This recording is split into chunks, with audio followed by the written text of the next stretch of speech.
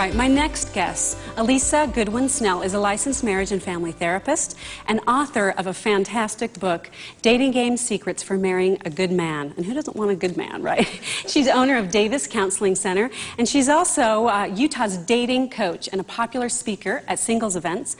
She's been on many local television stations, and she has some nationwide television appearances coming up, including Inside Edition in September and Good Morning America in October. So we are honored to have you on the home team. So, how to spot an abuser is what we're going to talk about. That's the one. Really, there's a couple of things. We're looking for, you talked earlier about emotional intelligence, we're looking for emotional maturity. And those who don't have emotional maturity are more likely to be verbally, emotionally abusive, controlling, manipulative, more likely to engage in drug or alcohol behaviors, secretive behaviors. And we don't want that, right? Want those. And so really, this is, in order to identify someone who's potentially abusive or manipulative in 3 dates, we're kind of going for a wide group of behaviors we don't want, because the emotionally immature can do so many. But in order to identify them, there's 4 things that we really need to do. One is you need to know what the warning signs are. And that's the most important. And we break it into 3 areas: empathy, self-control, and personal responsibility. If they don't have empathy, if they don't have a pattern of self-control, if they don't take personal responsibility, you're increasing your odds that you're going to get some very unwanted, potentially abusive behavior, especially if you see certain warning signs that are much more problematic. But we don't want to get attached to these guys or these women, because it can be just as often that someone can be verbally, emotionally abusive or controlling that's a woman as well. And so you don't want to get attached to them, be 6 months into the relationship, get your first black eye. That's not the time when you want to get out. You want to get out in the first 3 dates. Or the emotional abuse, I think, is sometimes we don't pay as much attention to. It's so common. And it starts even with the first few phone calls. The way that they subtly, make what you say, what you think unimportant. Telling you what you want to eat for dinner, for instance. No, you don't want that. You want this. This is so much better. Starting to tell someone what to think, what to feel can happen in the first few phone calls. And those are some of the warning signs, and that's a lack of empathy, is when they're doing those things. So the first thing is knowing the early warning signs. And then the second tip is to express your feelings and needs in the relationship and be able to say no. And be able to say no. If you don't ever express your feelings, your rights, your needs, you don't get an opportunity to flush out whether or not this person has empathy. And so understanding the specific warning signs, I break it down in my book into very specific things they do and say that would flush that out. But if, for instance, if he wanted to know where you lived and you said, I don't know you very well, I'm not comfortable telling anyone that information, a good guy would just say, I'm sorry, I don't know what I was thinking. Of course you don't want to tell me yet. You don't trust me. Someone who's potentially abusive or manipulative might say, you can trust me. Well, why? What's wrong with you? Why don't you trust me? And they press and they press and they press for you to weaken your boundaries. But how would you have known that unless you said no to something, unless you expressed your own feelings or needs? And so that's part of the way you flush out the empathy. And then third, you suggest to share every detail of your date with a friend. Now, I haven't heard that advice before. Because we oftentimes see what we want to see, and we want a relationship, and we fill in the gaps of what I don't know about this person with what I want to know. And someone who's manipulative is really good at getting you to feel emotions in an intense way that you don't normally feel. Good men aren't they don't intend to manipulate. They're not looking for opportunities to exploit emotion, but the abusive and manipulative are. So when you're sitting there telling your friend every detail of the date, and he said this and he did this, and they're like, what? What are you talking about? What? And you're like, oh yeah, that does kind of sound strange. The friend is seeing the warning signs that maybe you're missing because you're wanting this to work out. And when you're with someone who's abusive and manipulative, oftentimes you'll dismiss certain things because the emotion's there, and the emotion isn't there when you're talking to your friend in that same way. And so that flushes it out. And the fourth one is trust your gut. Always trust your gut. If something doesn't feel right, the first 3 dates, if you're on a date with a good guy, it'll go smooth, especially if you've been expressing your feelings and needs. And he adjusts with those, and you say, I really would prefer not to go to Applebee's. Can we go to this other restaurant instead? And he fluxes with it, and it's a good experience. You know that you're with someone who at least is emotionally mature enough, we can pursue this more. But if you're having to talk your gut into being okay with a date, well, maybe one more, chances are you really need to trust that gut and not go out again. Yeah, I think that's excellent advice. So let's go over the 3 warning signs again. You said lack of empathy. And empathy is? Understanding and respecting another person's feelings, rights, and needs. Okay. So it can be simply that a person comes to the door and doesn't expect to just walk into your house, that they wait for you to be invited into the house, versus someone who will walk in the house, go over and take an apple off your table and start eating it. Fridge. Exactly, Yeah. opening the fridge. Yeah. And that seems like a subtle thing, but at our age, empathy should have been ingrained by now, that we understand where someone's rights and needs are. Talking sexually about someone is another lack of empathy. Telling someone that you can trust me is another sign of lack of empathy. If you're emotionally mature, you know someone's not going to trust you right away. Trust needs to be earned. And so real quickly, the other 2 are lack of personal responsibility and then lack of self-control. So self-control would be past addictions. Past addictions. You can even see this on dates where they talk about every job they've ever had, how someone was a jerk and how they got fired for this reason, that reason. It's always the other person. And that's a sign of both self-control and personal responsibility when they can't seem to keep it together for very long and they're blaming everybody else.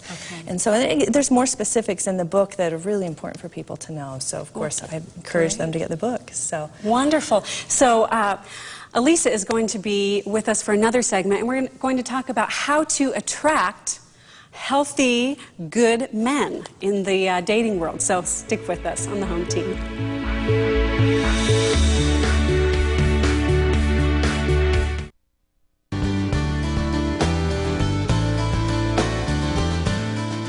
Welcome back to the Home Team.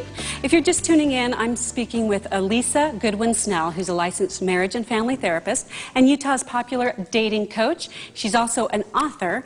And in this segment, we're going to talk about how to attract good men and get their commitment too, right? Because we don't want just good men, we want them to commit to a relationship with us.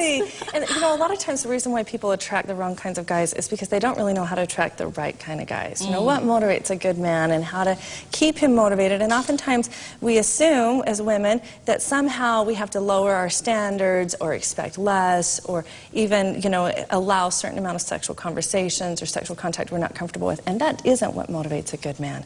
A good man is motivated when he feels that you have faith and trust in him and his competence. That's the #1 need of a man, is to feel that you have faith and trust in him and his competence. And if I don't believe in good men, and I don't act like I like good men, and I don't believe that good men are the majority, not the minority, there are more good men than there are the other, I'm not going to be as likely to attract a good man. They need that faith and trust.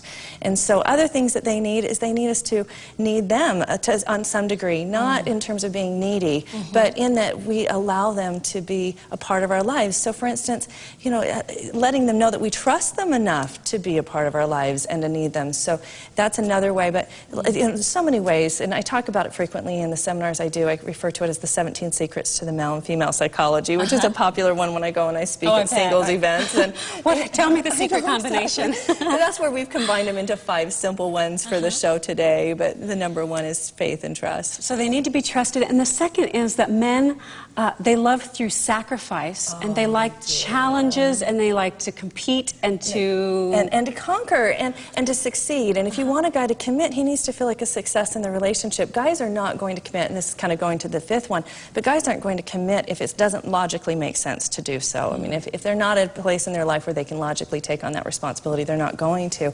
But if it logically does, they're not going to commit if I'm always criticizing, nagging, and whining at them. You know, I mean, so if he doesn't feel like a success, why would he move forward with the relationship? So you said they love through sacrifice. They Give do. me an example. Well, for instance, if I am at a dance and I walk across the room to meet him, I've taken the sacrifice away from him. I'm taking the opportunity for the pursuit, the challenge. But if I simply smile from across the room and I give a little eye contact and then I look away and I do a few flirtatious things. You flip your hair. It kind of helps. You know, but just little things that say I'm interested in you and in a kind of a coy way. And he walks across the room to me, it means more to him. He's taking the risk, right? He's taking the risk. He's put in the sacrifice. sacrifice. If he asks for my telephone number, there's lots of ways I can encourage him to ask for my number, even by just saying, it was such a pleasure to meet you. I hope I get a chance to see you again, you know.